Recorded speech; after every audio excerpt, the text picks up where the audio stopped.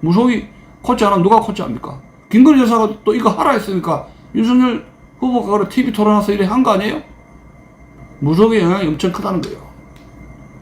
공간의 의식을 지배한다는 말까지 했잖아요. 그래서 아파트 소장처럼 막대기 들고 용산으로 간다 해가지고 30분 넘게 설명했잖아요. 그러면 이러한 시행착오를 겪기 전에 겪을 때 3월 10일부터 5월 10일 사이에 용산을 간다, 청와대 안 간다 난리를 떨 때 최소한도 자신을 지지한 사람들 중에서 누군가는 말려야 되는데 합참 의장들이 가지 마라 했다가 펑크 났고, 그러면 누가 말려야 되느냐? 여러분들 어떻게 보세요? 누가 말려야 된다고 합니까? 저는 최소한도 서울법대 동창회 윤석열 대통령의 선배들, 서울법대 교수라든가 서울법대 선배들이 당신 이거 윤석열 당선자 이렇게 하면 안 된다, 이렇게 무대포식 정치를 국정 운영하려면 당신 큰 거 다친다 하고 말렸어야 되지 않는가. 몰라, 저는 그래 봅니다. 누가 말리겠어요 그 똥꼬집을. 근데 제가 지금까지 기억에는 지금 저 윤석열 정부 제 주변에서 뭐 서울대 출신들도 많은데 법대 출신들도 나이 많은 분들 원로들도 많은데 우파들에서 윤석열 지지한 분들이, 제 기억에는 서울법대를 나오고 윤석열 당 후보자를 지지한 분들 중에서 서울법대 출신들이 청와대 이전 이거 큰일 난다 이렇게 청와대 해체하면 당신 큰일 난다고 지적하고 충고하고 조언한 그런 원로, 동문, 선배 한 사람도 없었습니다. 왜 제가 이런 이야기 하냐면은 우리나라에서 고등학교 때 제일 공부 잘하고 암기 뛰어나고 공부 잘하는 수재들이 어디로 갑니까? 서울법대 가잖아요.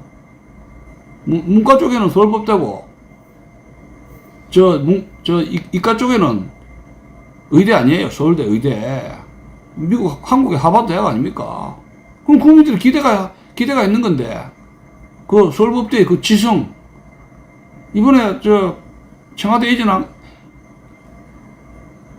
해체 용산으로 가는 걸 가만히 바라보면서 그를 윤석열 당선자를 지지했던 그 동문들의 행태를 보니까 저는 기가 차서 말을 못하겠어요.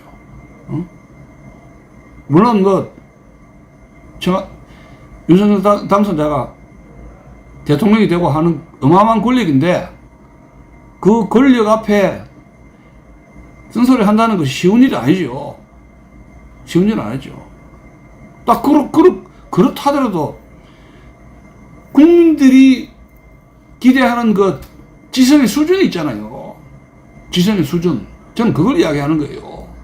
국민들이 믿고 기대고 이 정도는 해줄 거라고, 역할을 해줄 것이라고 하는 이 정도는 애국심을 가지고 국가를 생각해서 권력에 대한 어떤 견제라든가 바른 말을 해줄 것이라는 국민들의 기대가 있단 말이에요. 그 인류대학의 어떤 그런 집단 지정에 대한 어떤 기대. 그것이 완전히 무너졌어요.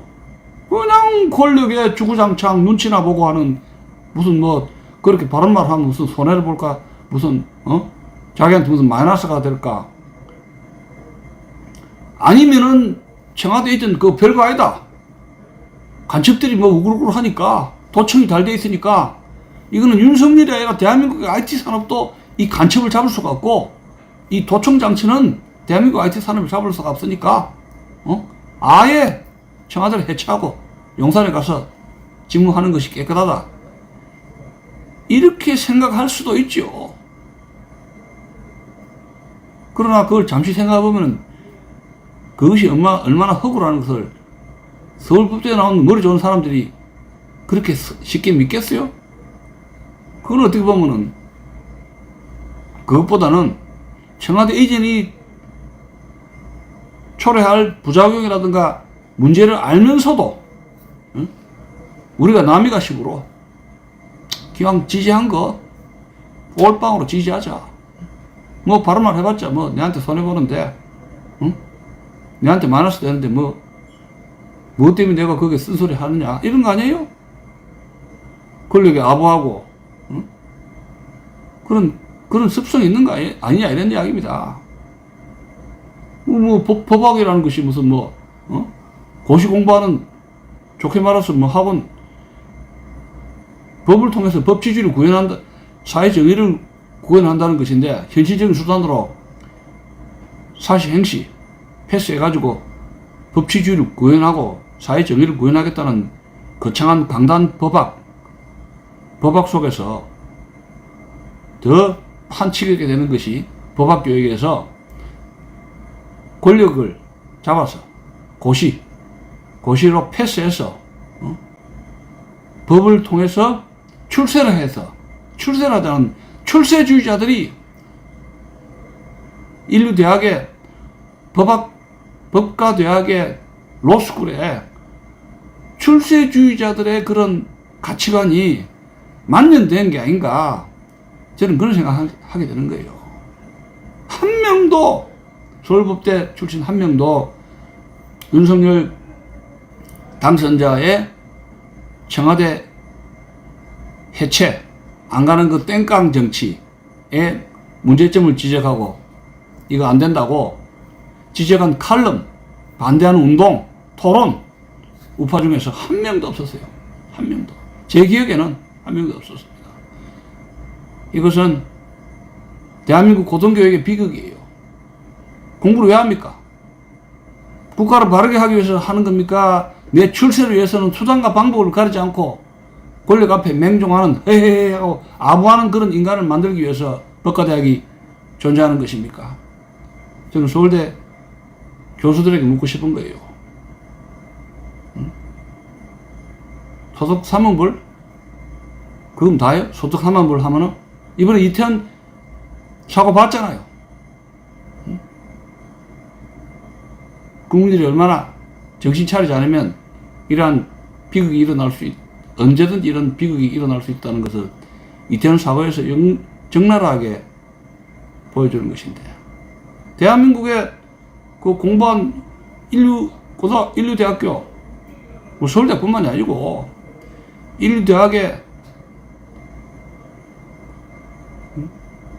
교육이 어떻게 제대로 이루어지고 있느냐 이야기예요. 어떤 인간을 양성을 하고 있는가, 예? 고민을 해야 된다 이 얘기야. 98세가 다가 아니잖아요. 응? 그럴 때 저는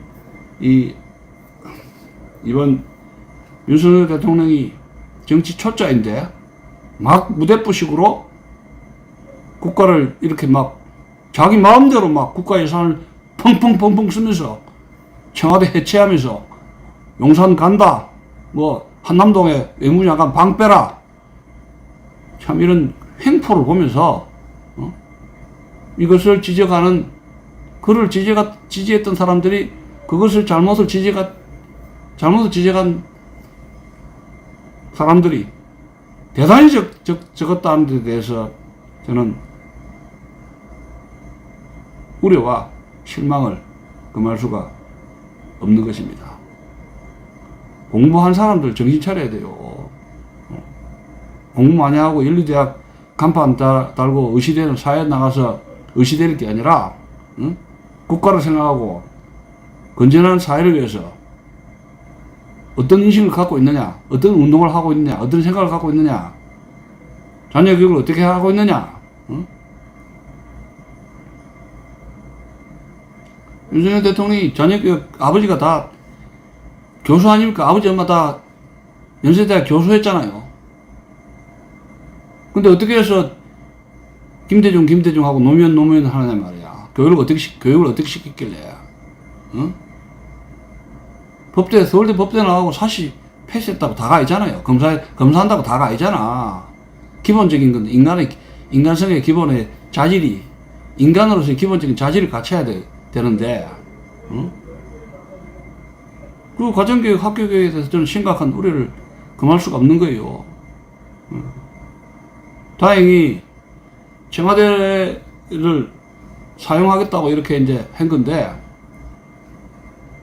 지지율 떨어지고 죽을 맛인데, 영빈관 다시 사용 안 하면은 자기가 죽을 파인데, 계속 용산에 가서 국민들 뭐 롯데 호텔에서 이렇게 만찬하니 돈 펑펑 쓰고, 뭐 국민들 관광버스 대동해가지고 청와대 막 밟고 하면은 윤석열을 지지한 사람들이 지지해 줄 것 같아요? 어림도 없지.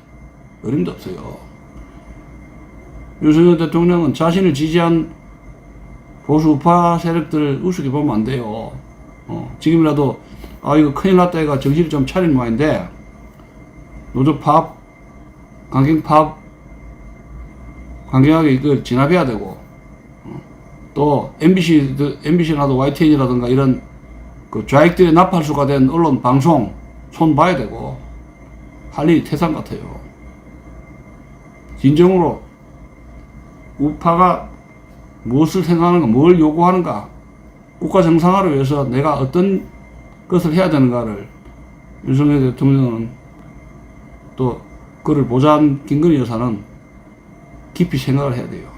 그동안 6개월 동안에 청와대 안 가가지고 어마어마한 국민의 혈세를 길거리에서 뿌리고, 한남동이다, 아키로비스타다, 경호다 해가지고, 그 얼마나 많은 국민들의 혈세를 누가 소비를 했어? 윤석열 김건희 여사가 청와대 안 감으로써 어마어마한 국가적 세금을 낭비를 했어요. 의원 내각제, 일본이라든가 영국 같은 의원 내각제라면 수상관저에서 쫓겨날 일을 저질렀던 거예요. 그 대한민국 국민들이 그래도 마음씨가 좋은 거예요. 그래도 마음씨 좋은 거예요. 미국에서 바이든 대통령이 백악관 안 갔으면 그 사람 탄핵당해요. 정신 차리라고. 이런 말을 하는 유튜브도 많지 않을 거예요. 내가 이런 말을 한다 해가지고 이런 이주천 TV 조회수가 올라가는 것도 아닌데, 할 말 하고 살아야 되겠어요, 나는. 지금이라도 늦지 않으니까 정신 차려야 돼요. 이상 오늘